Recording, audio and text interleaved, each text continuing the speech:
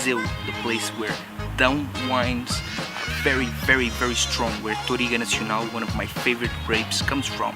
And it's really cool because it gets me a chance to show you this wine, this kind of wine, the down wines, that are not that known over Portuguese borders. So we came here to the house of down wines to show you what they have to show us and to share a little bit of everything we're gonna learn.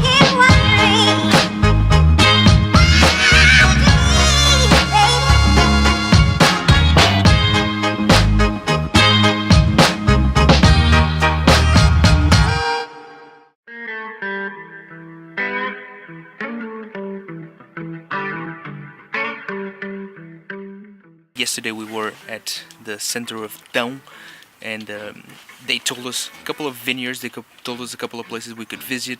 It's late December, almost New Year's, so not a lot of things are open, but we managed to find this one, and they've been kind enough to take us around, and I'll show you everything that we are seeing. And then in the end, obviously, we're gonna finish with some wine tasting, which is always very exciting.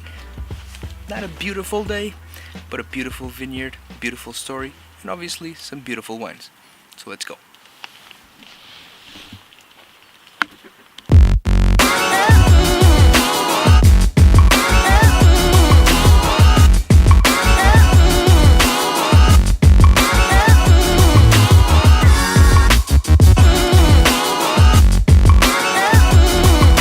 So the rocks are good for the mineralization? That's right, that's the important part of the rocks in the soil.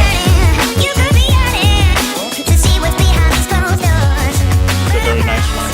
And we know that if someone really wants our wine, he cannot ask for many quantities.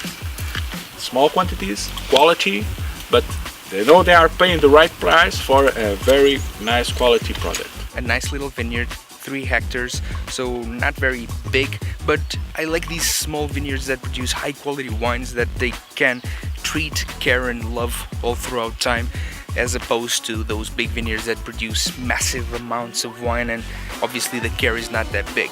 They produce Touriga Nacional, which is the standalone king, I may say, might be wrong, but I may say the standalone king of Portuguese grapes. Tinta Roriz, also a very strong Portuguese varietal, and Jayan, which I'm not very familiar with. And they produce one kind of wine here, one white wine that they produce with encruzado, a very fashionable grape nowadays. And we're gonna try their wines. They served us the red wine, 2010, with 6 months of wood. You could get a little bit of the notes on the nose of the wood, a little bit of citrus, you could get a little bit of plum. It was a very nice mellow wine. I would say a down that usually they're very strong. I would always suggest down, never stand alone. I would always suggest it with very strong foods. This one I would suggest with some foods during more a warm climate day. For me it was a very light down, but all the notes of a down wine, that tannin, strong tannin in the end, that acidity that lasted a little bit longer in the end, the taste itself, the velvetness, not very sharp but very nice for a summer day. They also serve this sparkling wine that they're gonna release in a couple of days. It's not yet out, so this is gonna be a first sight of the wine. Very citrus, very extremely citrus wine. Nice. I'm not a big fan of champagne, I'm not the best person to talk about it, but nice nose and a very nice little citrus champagne-y taste in the end. As for us, this was the last episode of the year. Nice to end an episode and to end the year with a wine tasting, because it's gonna set the term for whatever is gonna come next throughout the year as we start our expeditions, and we're gonna do things like this all throughout. Obviously the more I do, the better it will get, and you guys are always invited to come along. So if you're not yet subscribed, please do consider subscribing, consider hitting that big thumbs up and that subscription bell so you can get all the notifications.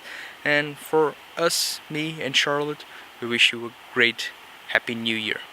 See you.